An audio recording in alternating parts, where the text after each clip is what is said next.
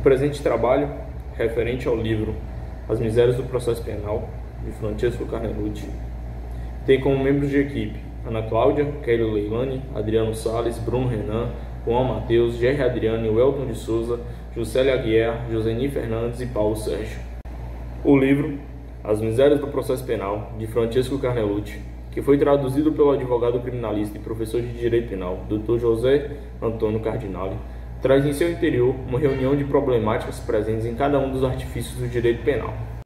Estas colaboram para a denúncia das mazelas deste mecanismo, que em sua pequenez tenta, com suas falhas, estabelecer a justiça entre os homens. Para que o autor chegasse na constatação dessas falhas, houve a reflexão de alguns conceitos. Uma das principais nuances para que o processo penal se torne um pouco melhor e mais humanizado é reconhecer o réu como um indivíduo que não é de todo ruim. É vê-lo como um cristal não lapidado que em seu interior contém também um germe do bem, como em todos nós. O advogado que assume sua posição melhor se desempenha em seu exercício. A postura a ser adotada dentro do ofício é uma pauta abordada na escritura de Cardinale, pois a demonstração de autoridade que é comumente vista no direito não é reconhecida desde suas raízes. É feita uma analogia sobre o uso da toga com o uso da divisa entre os militares. A vestimenta, vista como meio de segregação entre homens comuns e homens da lei, é interpretada unicamente como uma forma de estabelecer hierarquia. Porém, o autor ressalta uma visão pouco percebida sobre a forma como as vestes, também denominadas uniformes, têm no sentido unilateral da palavra unir homens de mesmo ofício em prol de um bem comum. E vestir a toga, reconhecendo e honrando a sua simbologia por inteiro, é um dever enriquecedor que poucos juristas realizam. Um dos aspectos que o autor destaca dentro do processo penal é a figura do juiz e seus impasses dentro da profissão.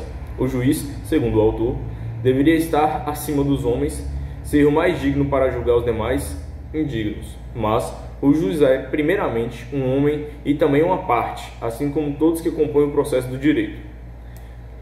Sendo um homem e, consequentemente, uma parte, o juiz é então indigno quanto os demais para o dever de julgar. Entretanto, ter consciência de sua indignidade é o primeiro passo para se tornar mais digno. E, para combater ou mitigar os efeitos dessa problemática, surge o princípio do colégio judiciário, na tentativa de que o colégio alcance a unidade para que seja possível reunir acordos que tendenciam à verdade. Por conseguinte, é ressaltada a ideia da imparcialidade, porque, para ser um juiz que se aproxime da utópica teoria de um juiz ideal, é necessário dispor da imparcialidade diante de seus casos. Junto a este dilema, dois antagonistas surgem para serem objetos facilitadores numa jornada em que o objetivo de todos se converge na decisão mais justa ao final. Estes são o acusador e o defensor, ambos popularmente e de forma leiga vistos como parciais, de forma que o público anuncie até que estes indivíduos não contribuam para a justiça.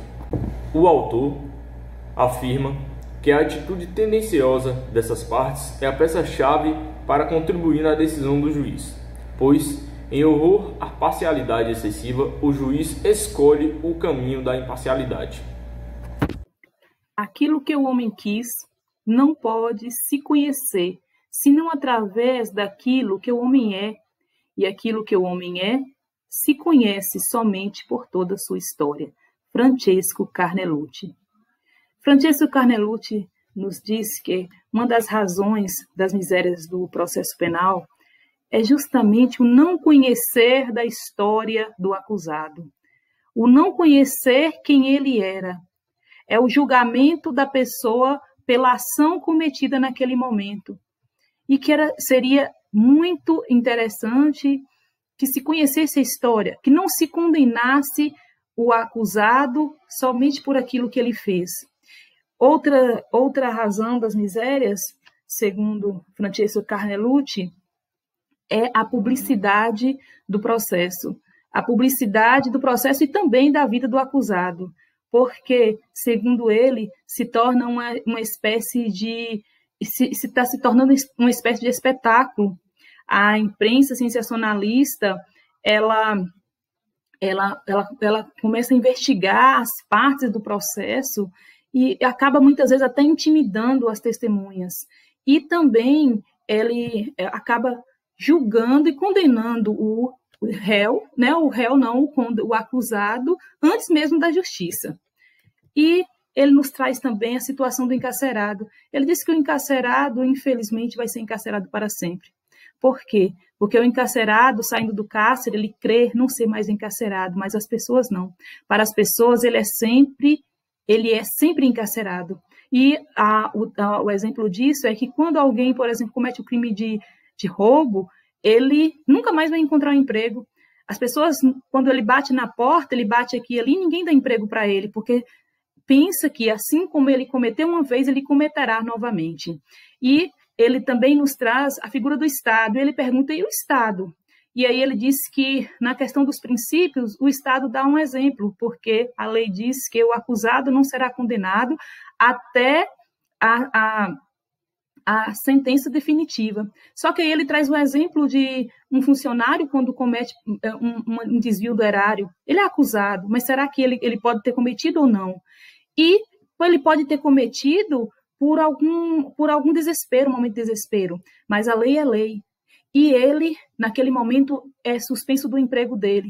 E mesmo a Constituição dizendo que ele ainda é inocente, ele é um inocente que não tem mais direito ao pão. E se ele for condenado, mesmo depois que ele pagar o que ele fez, ele volta, e o certo seria que ele voltasse para um emprego. Mas ele não volta mais, ele perdeu. E quando ele pensa que a saída do cárcere é o fim do Calvário, só está começando o Calvário. E ele disse que as pessoas pensam que o processo penal sempre termina em condenação, que isso não é verdade, que a pena não termina com a saída do cárcere, que o cárcere perpétuo não é a única pena perpétua. Infelizmente, o encarcerado ele sempre será encarcerado, porque quem em pecado está é perdido. Cristo perdoa, mas o homem não. E Carnelucci, ele nos traz que somente a compaixão, como ele, no momento que ele teve compaixão, ele compreendeu que aquele encarcerado, os piores dos encarcerados, era um homem como ele, que ele conseguiu enxergar isso. Então, que ele tirou aquela visão de que ele era melhor do que os encarcerados.